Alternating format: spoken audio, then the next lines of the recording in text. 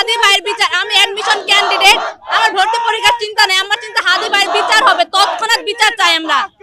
আর কি বলতে, পেঁয়াজ আলুর উপদেশটা আমরা চাই না, আমরা ডাইরেক্ট অ্যাকশন চাই, হাদি ভাইয়ের বিচার চাই। ওই হাসিনার বাংলাদেশে এনে তৎক্ষণাৎ সবার সামনে ফাঁসি দিতে হবে। আমরা চাই হাদি ভাইয়ের বিচার। একটা কথাই, হাদি ভাই, হাদি ভাই, হাদি ভাই ছিল, আছে, থাকবে। ওই ইন্ডিয়া, বিএনপি, আওয়ামী লীগ কোন হাদি ভাইয়ের সরাইতে পারবে না।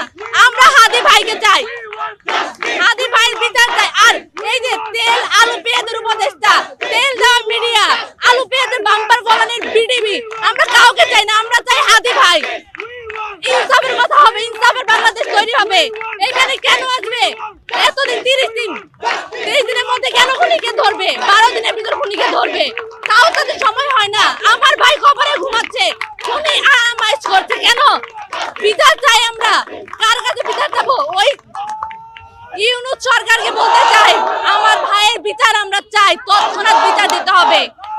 আমার জান দেব, জুলাই দেব না। আমি জুলাই আন্দোলন করেছি, এখনো আসছি, জান দেব, জুলাই দেব না।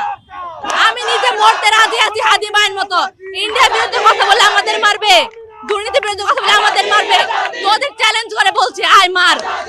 ওপেনলি আছি, কয়টা গুলি করবি, মাথায় করবি, বুকে করবি, ওপেনলি।